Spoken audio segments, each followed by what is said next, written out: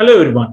Let us continue learning C++ programming. In our previous video, we discussed a lot in detail about C++ standard template libraries, and also we had a look into pairs and vectors from standard template library. And in this part of the video, we'll be looking into yet another standard template library, which is called as list. Now, what do you mean by a list? A list is a common word which you would have heard of during a study of data structures.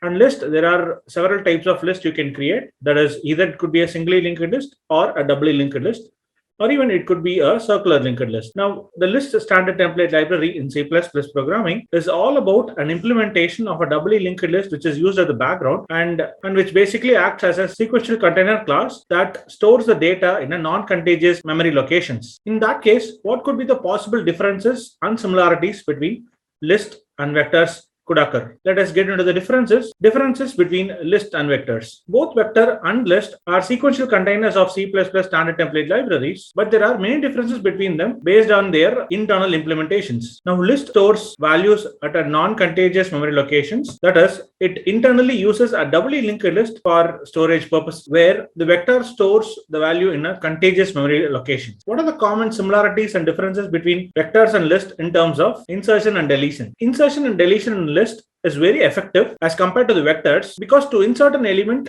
in the list at the start, end, or middle, internally just a couple of pointers are swapped. Whereas in vectors, insertion and deletion at start, end, or middle will make all the elements to shift by one position. Also, if there is insufficient contiguous memory at the time of insertion, then a new contiguous memory will be allocated and all elements will be copied there. Now, what about the differences and similarities about random access between list and vectors? As a list is internally implemented with doubly linked list, therefore no random access is possible, and it means to access the 15th element in the list, you have to go through the first 14 elements in the list one by one. Whereas the vector stores the data in the contiguous memory blocks. So in order to access the 14th or the 15th element, or in order to access the nth element in the vector, you can do a direct access to the element with the help of pointer incrementations or many other ways. And because of which you cannot use any other standard template library such as sort or anything else along with the list standard template library. Iterator invalidation. Deleting or inserting an element into the list does not invalidate any of the iterators, because during the insertion and deletion of the elements from the list, no element is moved from its positions and only a couple of pointers are changed. Special member functions. As standard list does not provide random access facility, there are many STL algorithms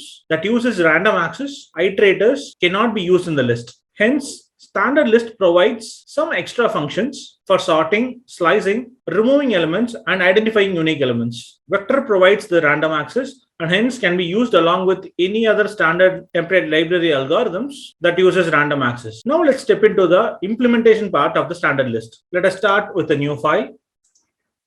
And I would like to save this file as list.cpp.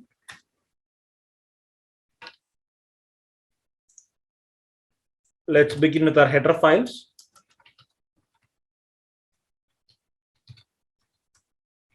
And I would also include the list library for a usage purpose.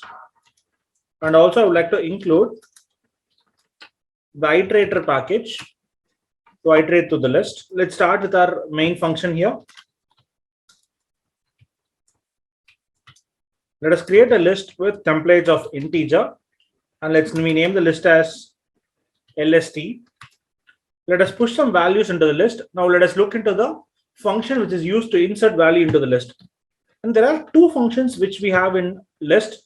That is, lst.pushback is one function which is used to insert values at the rear end.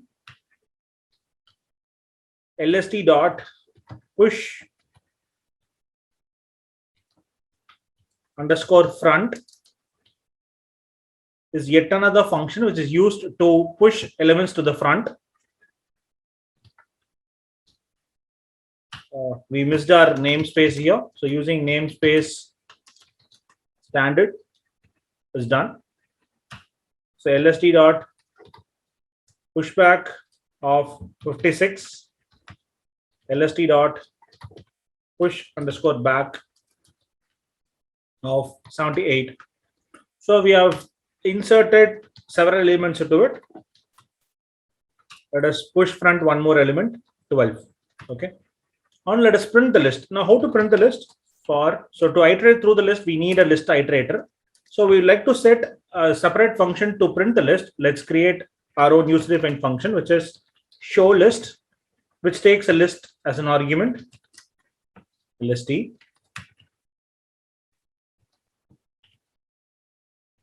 Let's create a list iterator here, list of int.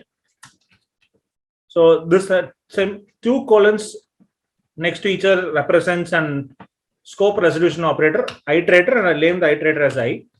Now for I is equal to beginning of it, lst dot begin.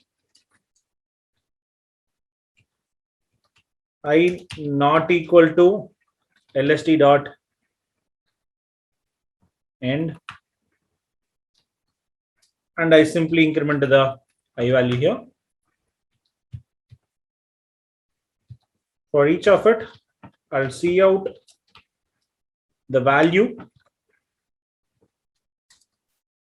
that is star I, and a space next to it.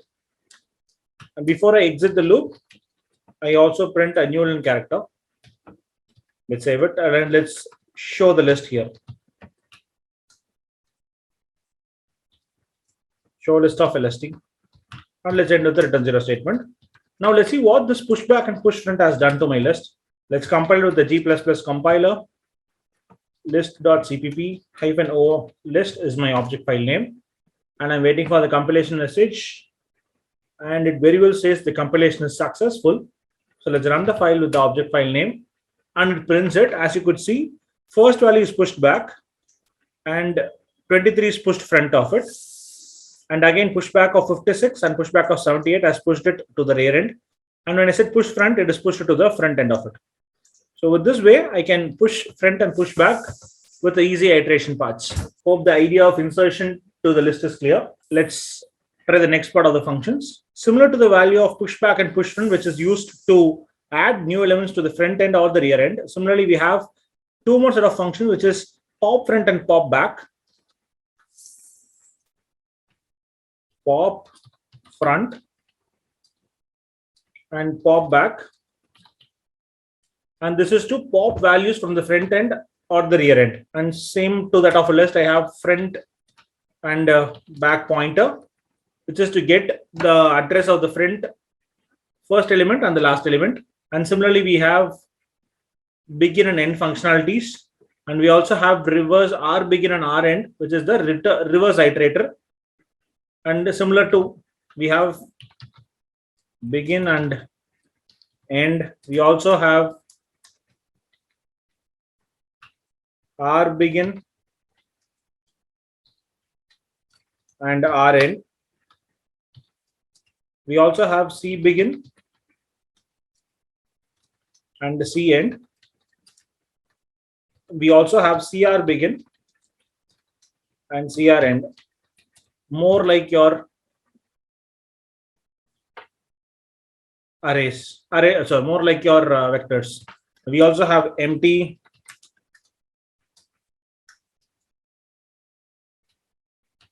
insert, erase, assign. All these are very similar way how we do it in our vectors. The two important functionality which differs from list and vector is the splice and merge function. Now merge is used to combine two lists, and splice is used to copy values from one list to another list. And operator is also overloaded. There is an operator of equal to operator is also overloaded for the purpose of list. Let us have a look at the second set of list, one more list again. So let me create another list with the name of LST2.